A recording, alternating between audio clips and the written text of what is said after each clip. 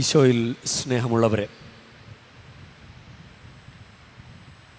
കർത്താവിൻ്റെ ജനത്തിൻ്റെ ക്വാളിറ്റി അതാണ്. കർത്താവിൻ്റെ ജനത്തിൻ്റെ ക്വാളിറ്റി അത് നമ്മൾ ഇന്ന് ധ്യാനിക്കുന്നത് നല്ലതാണ്. ഇന്നത്തെ വായനകളിൽ നിന്ന് കർത്താവിൻ്റെ ജനത്തിനൊരു ക്വാളിറ്റി ഉണ്ട്. നമ്മുടെ കർത്താവ് നല്ല കട്ടക്ക് കൂടെ നിൽക്കുന്നയാളാണ്. അതാണ് ഇന്നത്തെ സങ്കീർത്തനം പറയുന്നത്. ഇസ്രായേൽ പറയട്ടെ, കർത്താവ് നമ്മുടെ പക്ഷത്തില്ലായിരുന്നുവെങ്കിൽ, ജനങ്ങൾ നമുക്കെതിരെ ഉയർന്നപ്പോൾ കർത്താവ് നമ്മുടെ കൂടെ ഇല്ലായിരുന്നുവെങ്കിൽ, അവരുടെ കോപം നമുക്കെതിരെ ജ്വലിച്ചപ്പോൾ അവർ നമ്മെ ജീവനോടെ വിഴുങ്ങിക്കളയുമായിരുന്നു. സങ്കീർത്തനം. അതുപോലെ ജലപ്രവാഹം നമ്മളെ ഒഴുക്കിക്കളയുമായിരുന്നു, മലവെള്ളം നമ്മളെ മൂടിക്കളയുമായിരുന്നു, ആർത്തിരമ്പുന്ന പ്രവാഹം നമ്മുടെ മേൽ കവിഞ്ഞൊഴുകുമായിരുന്നു. അപ്പോൾ ഇത് കർത്താവ് കൂടെ നിൽക്കുന്നു എന്നതിൻ്റെ അതിനെക്കുറിച്ച് സങ്കീർത്തകൻ പറയുന്ന വചനമാണ്. നമുക്കും പറയാൻ സാധിക്കും, ഇല്ലേ, ജീവിതത്തിൽ കുറേ കഷ്ടപ്പാടുകളും ദുരിതങ്ങളും ഉണ്ട്. അത് മാറിയിട്ടുള്ളൊരു ജീവിതം ഇല്ലല്ലോ. പക്ഷേ ഈ കഷ്ടപ്പാടിൻ്റെ ഇടയിലും കർത്താവ് കൂടെ ഉണ്ട് എന്നുള്ളത് വളരെ സത്യമാണ്. കർത്താവ് കൂടെ ഉണ്ട് എന്നുള്ളത് വളരെ സത്യമാണ്. അപ്പോൾ കർത്താവിൻ്റെ കൂടെ നിൽക്കുക, അതാണ് ദൈവജനത്തിൻ്റെ ക്വാളിറ്റി. കൂടെ നിൽക്കുന്ന കർത്താവിൻ്റെ കൂടെ നിൽക്കുക ആണ്. അപ്പോൾ നമുക്ക് ഈ കർത്താവിൻ്റെ കൂടെ നിന്ന് കഴിഞ്ഞാൽ ചില കെണികൾ പോലും തകർന്നു പോകും. അതാണ് ഇന്നത്തെ സങ്കീർത്തനത്തിൻ്റെ അവസാനത്തെ വചനം.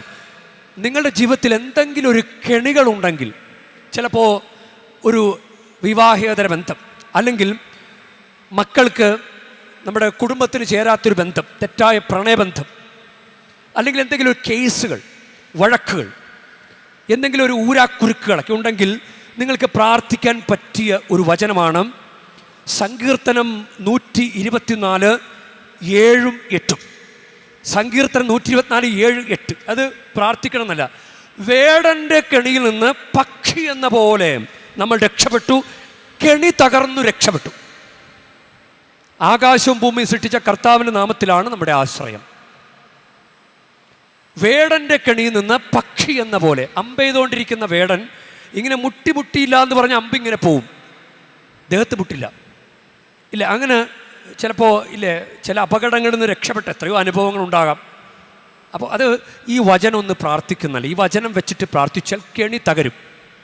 പരീക്ഷിച്ച് നോക്കിക്കോളൂ, കെണി തകരും. വേടൻ്റെ കെണിന്ന് പക്ഷി എന്ന പോലെ കെണി തകർന്ന് നമ്മൾ രക്ഷപ്പെട്ടു, കെണി തകർന്ന് നാം രക്ഷപ്പെട്ടു. വേടൻ്റെ കെണിന്ന് പക്ഷി എന്ന പോലെ നമ്മൾ രക്ഷപ്പെട്ടു, കെണി തകർന്നു നാം രക്ഷപ്പെട്ടു. ആകാശവും ഭൂമിയും സൃഷ്ടിച്ച കർത്താവിൻ്റെ നാമത്തിലാണ് നമ്മുടെ ആശ്രയം. അപ്പോൾ ദൈവം കൂടെ നിൽക്കുന്ന ദൈവമാണ്. ഇത് വളരെ അർത്ഥവത്തായിട്ടുള്ളൊരു കാര്യമാണ്. ഇത് വെറുതെ ഒരു ഫ്രേസ് ഇങ്ങനെ പറയുന്നതല്ല. ദൈവം കൂടെ നിൽക്കുന്ന ദൈവമാണ്. എനിക്ക് നല്ല ബോധ്യമുണ്ട്, ഒരു വൈദികൻ എന്ന നിലയിൽ എനിക്ക് നല്ല ബോധ്യമുണ്ട്, ദൈവം കൂടെ നിൽക്കുന്ന ദൈവമാണ്. നമുക്ക് ചിലപ്പോൾ മനസ്സിലാകിയല്ല, ദൈവം ക്രമീകരിക്കുന്ന വഴികൾ നമുക്ക് മനസ്സിലാകിയല്ല. അപ്പോൾ നമ്മൾ അതിൻ്റെ ഇടയ്ക്ക് നമ്മൾ ഓടിക്കളയരുത്, അതിൻ്റെ ഇടയ്ക്ക് വേറെ ആശ്രയങ്ങളിലേക്ക് പോകരുത്, ദൈവത്തെ വിട്ടിട്ട് വേറെ ആശ്രയങ്ങളിലേക്ക് പോകരുത്. ചിലപ്പോൾ ദൈവത്തോട് സംസാരിക്കാമായിരുന്ന വിഷയം മനുഷ്യരോട് പറഞ്ഞ് എല്ലാവരെയും അറിയിച്ച ചില കേസുകളൊക്കെ ഇല്ല. എന്തിനാ മനുഷ്യരോട് പറയാൻ പോയത്? മനുഷ്യൻ എങ്ങനെ പരിഹാരം കണ്ടെത്താൻ പറ്റും? ദൈവം കാണേണ്ട പരിഹാരത്തിന് മനുഷ്യൻ എങ്ങനെ പരിഹാരം കാണാൻ പറ്റും? ഇപ്പം ഇന്ന് ഇസ്രായേൽ ജനത്തിൻ്റെ ഈജിപ്തിൽ അവർ പെരുകാൻ തുടങ്ങിയപ്പോഴും അവർക്കെതിരെ നടത്തുന്ന നടപടികൾ, പക്ഷെ ദൈവം അവരെ ക്രമീകരിക്കുന്നുണ്ടല്ലോ. പുറപ്പാടിൻ്റെ പുസ്തകം ഇന്ന് വായിച്ചു കേട്ട വചനഭാഗത്തിൻ്റെ തുടർച്ചയായിട്ടുള്ള വചനങ്ങളിൽ അവർ അങ്ങനെ കുഞ്ഞുങ്ങളെ കൊന്നുകളയാൻ വേണ്ടിയിട്ടുള്ള ശ്രമം നടത്തുമ്പോഴും, എന്നാൽ പുറപ്പാട് 1:17, എന്നാൽ ആ സൂതീകർമ്മിണികൾ ദൈവഭയമുള്ളവരായിരുന്നതിനാൽ രാജാവ് പറഞ്ഞത് അവർ ചെയ്തില്ല. ഇപ്പോൾ ഓരോ പ്രസവ ശുശ്രൂഷ ചെയ്യുന്ന സ്ത്രീകളോട് പറഞ്ഞു, ആൺകുട്ടിയെങ്കിൽ അവരെ വധിക്കണം. പക്ഷേ അവരത് ചെയ്തില്ല. അവർക്ക് ദൈവഭയമുണ്ട്. എന്തുകൊണ്ട് അങ്ങനെ സംഭവിച്ചു? അത് ദൈവം ക്രമീകരിച്ചതാണ്. അവരുടെ ഉള്ളിൽ നമ്മളോട് അലിവ് തോന്നുന്ന മനുഷ്യരെ ദൈവം ക്രമീകരിക്കും. അതാണ് നമ്മൾക്ക് മനസ്സിലാകൂല. അറ്റപ്പറ്റ് നിൽക്കുമ്പോൾ പോലും നമുക്ക് മനസ്സിലാവില്ല കർത്താവ് എങ്ങനെയാണ് നമ്മളെ രക്ഷിക്കാൻ പോകുന്നതെന്ന് നമുക്ക് മനസ്സിലാകില്ല. അത് ആ സമയത്തെ നമുക്ക് മനസ്സിലാവുള്ളൂ, കർത്താവ് എങ്ങനെയാണ് എൻ്റെ ജീവിതത്തിൽ ഇടപെടാൻ പോകുന്നത്. അതുകൊണ്ട് അതുവരെ നമ്മൾ കർത്താവിൻ്റെ കൂടെ നിൽക്കണം. അപ്പം ദൈവജനത്തിൻ്റെ ഒരു ക്വാളിറ്റി എന്ന് പറഞ്ഞു കഴിഞ്ഞാൽ, ഈ ഇസ്രായേൽ ജനം കർത്താവിൻ്റെ കൂടെ നിന്നതുപോലെ, അവർക്ക് വ്യതിചലനമൊക്കെ ഉണ്ടായിട്ടുണ്ട്, എന്നാലും കർത്താവിൻ്റെ കൂടെ അവർ നിൽക്കാൻ ശ്രമിച്ചിട്ടുണ്ട്. സഹനങ്ങൾ ഏറ്റെടുക്കുക, സഹനങ്ങളിൽ പതറാതെ പിടിച്ചു നിൽക്കുക. അതാണ് ഇന്നത്തെ നല്ലൊരു വചനാണ് പുറപ്പാട് 1:12. പീഡിപ്പിക്കും തോറും അവർ വർദ്ധിക്കുകയും വ്യാപിക്കുകയും ചെയ്തുകൊണ്ടിരുന്നു. പീഡിപ്പിക്കും തോറും അവർ വർദ്ധിക്കുകയും വ്യാപിക്കുകയും ചെയ്തുകൊണ്ടിരുന്നു. അപ്പോൾ നമുക്ക് വീട്ടിൽ കുഞ്ഞില്ല.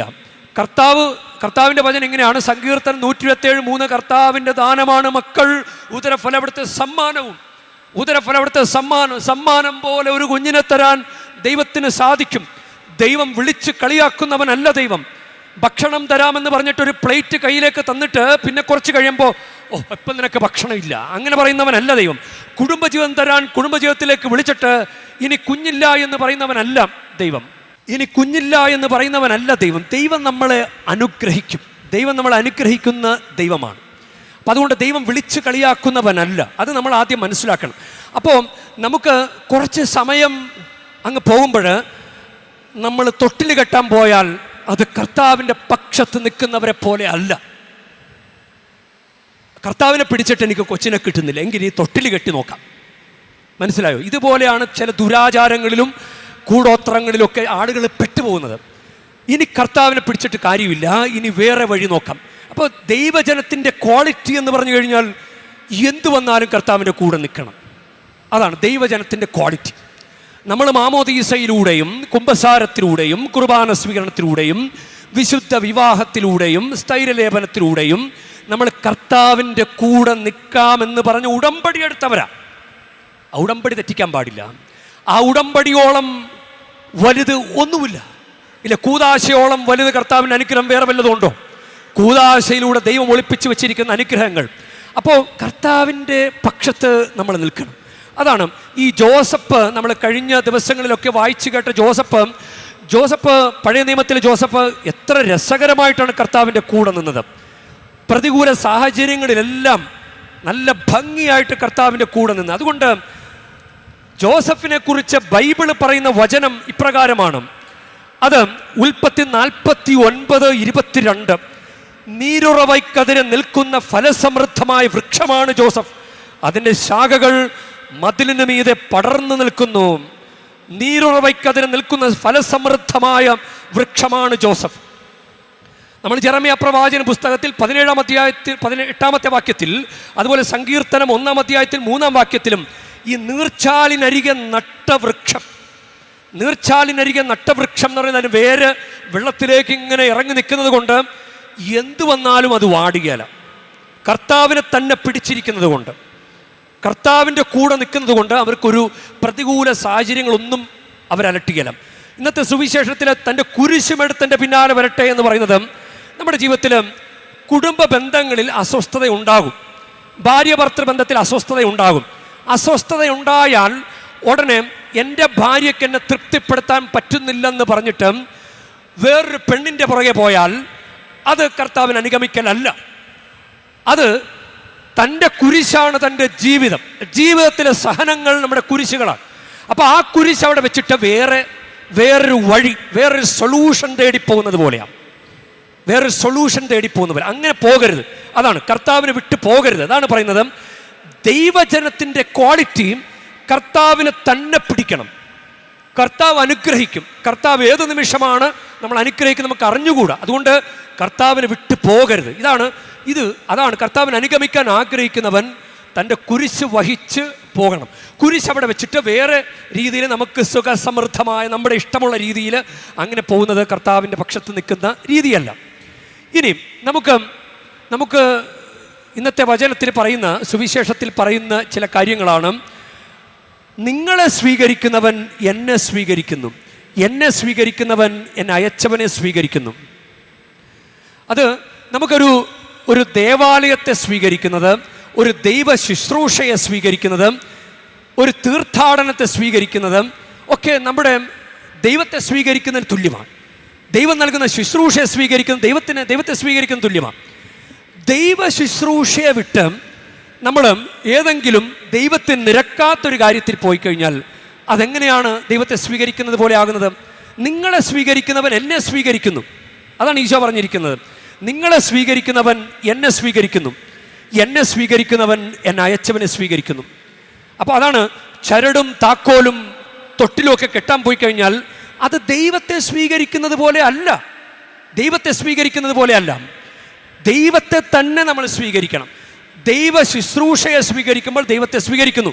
ദൈവ ശുശ്രൂഷ ചെയ്യുന്ന ഒരാൾ പറയുന്നത് കേൾക്കുമ്പോൾ ദൈവത്തെ സ്വീകരിക്കുന്നത് പോലെയാണ്. അതാണ് ഇന്ന് തുടർന്നുള്ള വചനം നിങ്ങളൊന്ന് കേട്ടുകഴിഞ്ഞ്, അതായത് പ്രവാചകനായി സ്വീകരിക്കുന്നവന് പ്രവാചകന്റെ പ്രതിഫലവും നീതിമാനായി സ്വീകരിക്കുന്നവന് നീതിമാന്റെ പ്രതിഫലം ലഭിക്കുന്നു. ഇപ്പം നമ്മുടെ ദൈവം നമ്മുടെ ഈശോയെ നമുക്ക് വേണ്ടി അയച്ചു തന്നു. ഈശോ നമുക്ക് വേണ്ടി കുരിശിൽ മരിച്ചു. അപ്പോൾ ഈശോയെ ദൈവപുത്രനെ പോലെ സ്വീകരിക്കുന്നവന് ദൈവപുത്രൻ്റെ പ്രതിഫലം കിട്ടും. ദൈവപുത്രൻ്റെ പ്രതിഫലം അതാണ്. നമ്മൾ ദൈവപുത്രനെ വിട്ടിട്ട് ഈശോ കുരിശിൽ മരിച്ച ഈശോ നൽകുന്ന രക്ഷ വിട്ടിട്ട് വേറെ വഴി പോയാൽ, വേറെ കാര്യങ്ങളിലേക്ക് പോയാൽ ദൈവപുത്രൻ്റെ കുരിശുമരണത്തിൻ്റെ യോഗ്യത നമുക്ക് വരില്ല. അതാണ്. ഇപ്പം നമ്മൾ ദൈവപുത്രൻ നമുക്ക് വേണ്ടി കുരിശിൽ മരിച്ച് നമുക്ക് രക്ഷ നേടിത്തന്നു. അപ്പോൾ ആ രക്ഷ വിട്ടിട്ട് നമ്മൾ ദൈവവുമായിട്ട് ഈശോയുമായിട്ട് ഒരു ബന്ധവുമില്ലാത്തൊരു കാര്യം ചെയ്യാൻ പോയാൽ നമുക്ക് ആ ദൈവപുത്രൻ്റെ മരണത്തിൻ്റെ യോഗ്യത നമ്മിലേക്ക് വരില്ല. അതാ നമുക്ക് യഥാർത്ഥത്തിൽ ഈശോ നമുക്ക് വേണ്ടി നമ്മുടെ പാപങ്ങൾക്ക് വേണ്ടി മരിച്ച് നമുക്ക് പരിഹാരം ചെയ്ത് നിൽക്കുക. നമുക്കൊരു പ്രായശ്ചിത്തം എന്ന വാക്ക് ചിലപ്പോൾ തെറ്റിദ്ധരിക്കപ്പെടാം. അത് നമ്മളെന്തോ പരിഹാരം ചെയ്യുന്ന കണക്കാം. നമ്മൾക്കൊരു പരിഹാരം ചെയ്യാൻ പറ്റില്ല മക്കളെ. നമുക്ക് പരിഹാരം ചെയ്യാൻ പറ്റുമായിരുന്നെങ്കിൽ നമ്മൾ ഈശോ ചെയ്ത പരിഹാരത്തെക്കാൾ കൂടുതൽ നമ്മൾ ചെയ്യണം. ഈശോ എന്താ ചെയ്ത? കുരിശിൽ മരിച്ചു. അപ്പം നമ്മൾ കുരിശിലും മരിക്കണം, വേറൊരു കാര്യം കൂടി ചെയ്യേണ്ടി വരും. ഈശോയെ കടത്തിവെട്ടണമെങ്കിൽ നമ്മൾ കുരിശിൽ മരിക്കണം. എന്നിട്ട് അതിനേക്കാൾ ഈശോ ചെയ്ത പരിഹാരത്തെക്കാൾ കുറച്ചുകൂടി വ്യത്യാസപ്പെട്ട എന്തെങ്കിലും നമ്മൾ ചെയ്യേണ്ടി വരും. നമുക്കൊരിക്കലും നടക്കാത്ത കാര്യമാണ്. അപ്പം പരിഹാരം ചെയ്തവനെ മുട്ടുനിൽക്കുക. അതാണ് നീതിമാനെ സ്വീകരിക്കുന്നവന് നീതിമാന്റെ പ്രതിഫലവും പ്രവാചകനെ സ്വീകരിക്കുന്നവന് പ്രവാചകന്റെ പ്രതിഫലം കിട്ടുന്നത് പോലെ ദൈവപുത്രനെ സ്വീകരിക്കുന്നവന് ദൈവപുത്രന്റെ പ്രതിഫലം ലഭിക്കും. കുരിശിൽ മരിച്ചവനെ സ്വീകരിക്കുന്നവന് കുരിശിൽ മരിച്ചവന്റെ പ്രതിഫലം കിട്ടും. കുട്ടിയുണ്ടാകാതിരിക്കുന്ന കാലയളവിൽ ദൈവപുത്രനെ സ്വീകരിക്കുന്നതിന് പകരം ചരടും തൊട്ടിലും കെട്ടാൻ പോയാൽ ദൈവപുത്രനെ അല്ല സ്വീകരിക്കുന്നത്. അത് വഴി ദൈവപുത്രനെ സ്വീകരിക്കാത്തത് കൊണ്ട് ദൈവപുത്രൻ്റെ കുരിശ് മരണത്തിൻ്റെ യോഗ്യത നമ്മിലേക്ക് വരില്ല. അതാണ് ഇത് നമ്മൾ മനസ്സിലാക്കണം. ഈശോ ദൈവം തന്ന ആ രക്ഷയുടെ യോഗ്യത നമ്മിലേക്ക് വരണം. അതാണ് ഈ ഇസ്രായേൽ ജനം പീഡിപ്പിക്കും തോറും അവർ പെരുകിക്കൊണ്ടിരുന്നു. അവർ സഹനങ്ങൾ ഏറുന്തോറും അവർ ദൈവത്തോട് ചേർന്ന് നിന്നുകൊണ്ടിരുന്നു. അതുകൊണ്ട് നമുക്ക് ദൈവത്തോട് പ്രത്യേകം പ്രാർത്ഥിക്കാം. ഈ ഒരു അനുഗ്രഹം നമുക്കുണ്ടാകട്ടെ. നമുക്ക് ഇട്ടിട്ട് പോകണമെന്ന് തോന്നാം, മറുതലിപ്പൊരു ചിന്തയുണ്ടാകാം. ചിലപ്പോഴൊക്കെ നമുക്ക് മുഴുവൻ സമയവും കർത്താവിൻ്റെ കൂടെ നമ്മൾ അങ്ങനെയാണോ? ഈ പരിശുദ്ധ കുർബാന അർപ്പണ സമയത്ത് പോലും കർത്താവിൻ്റെ കൂടെ തന്നെയാണോ? നമുക്ക് ഈ ദൈവമല്ലാതെ വേറൊരു ആശ്രയമില്ല എന്ന് പലതവണ ബോധ്യപ്പെട്ടിട്ടും നമ്മൾ കർത്താവിൻ്റെ കൂടെ നിന്നിട്ടുണ്ടോ? നമുക്ക് ആ ഒരു ദൈവജനത്തിൻ്റെ ക്വാളിറ്റി, കർത്താവിൻ്റെ കൂടെ നിൽക്കാനുള്ള ദൈവജനത്തിൻ്റെ ക്വാളിറ്റി നമുക്കുണ്ടാകട്ടെ. കർത്താവ് നമ്മളെ രക്ഷിക്കുക തന്നെ ചെയ്യും. കർത്താവ് നമ്മുടെ പക്ഷത്ത് നിൽക്കും. കർത്താവ് നമ്മളെ രക്ഷിക്കും. വേടൻ്റെ കണിന്ന പക്ഷി എന്ന പോലെ നാം രക്ഷപ്പെട്ടു. കെണി തകർന്ന് നാം രക്ഷപ്പെട്ടു. ആകാശവും ഭൂമി സൃഷ്ടിച്ച കർത്താവിൻ്റെ നാമത്തിലാണ് നമ്മുടെ ആശ്രയം. ഇത്ര നല്ല ദൈവത്തോടു ഞാൻ എന്തു ചെയ്തു നന്ദി ചൊല്ലിടും. എൻ്റെ കൊച്ചു ജീവിതത്തെ ഞാൻ നിന്റെ മുൻപിൽ കാഴ്ചയിടാം. ഇത്ര നല്ല ദൈവത്തോടു ഞാൻ എന്തു ചെയ്തു നന്ദി ചൊല്ലിടും. എൻ്റെ കൊച്ചു ജീവിതത്തെ ഞാൻ നിന്റെ മുൻപിൽ കാഴ്ചയേകിടാം. പരിശുദ്ധ മറിയം കർത്താവിൻ്റെ കൂടെ നിന്നതുപോലെ പരിശുദ്ധ മറിയം ഈ തീർത്ഥാടന കേന്ദ്രത്തിൽ നമ്മൾ വരുമ്പോൾ നമ്മളോട് പറയുന്നത്, അവൻ പറയുന്നത് ചെയ്യുവൻ, അവൻ്റെ കൂടെ നിൽക്കുവൻ. നിങ്ങൾക്ക് വേണ്ടി മരിച്ചത് ഈശോയാണ്. മറ്റുള്ളവർ പറയുന്നത് ചെയ്യണ്ട, അവർ പറയുന്നൊന്നും ചെയ്യണ്ട. അവർ നിങ്ങളെ രക്ഷിക്കുന്നവരല്ല, നമ്മുടെ കർത്താവാണ് നമ്മളെ രക്ഷിക്കുന്നത്. അവൻ പറയുന്നത് ചെയ്യുവൻ. മറിയം അത് കാണിച്ചു തരികയും ചെയ്തു. ഈശോയുടെ കൂടെ നിന്നിട്ട്, ഈശോയുടെ കൂടെ നിന്ന് ഈശോയെ ആരാധിച്ച്, ഈശോയുടെ ശരീരം മടിയിലേക്ക് സ്വീകരിച്ച്, എങ്ങനെയാണ് ഈശോയെ സ്വീകരിക്കേണ്ടതെന്ന് കാണിച്ചു തന്നു. എങ്ങനെയാണ് ഒരു കൗദാശിക ജീവിതം സ്വീകരിക്കേണ്ടതെന്ന്, നയിക്കേണ്ടതെന്ന് മറിയം നമുക്ക് കാണിച്ചു തന്നു. കൂടെ കൂടെ കുമ്പസാരിച്ചും കുർബാന സ്വീകരിച്ചും ഞായറാഴ്ച ആചരിച്ചും ഒരു ദൈവജനത്തിൻ്റെ ക്വാളിറ്റി അതിനനുസരിച്ച് ജീവിക്കുവാൻ പരിശുദ്ധ അമ്മേ ഞങ്ങളെയും സഹായിക്കണമേ.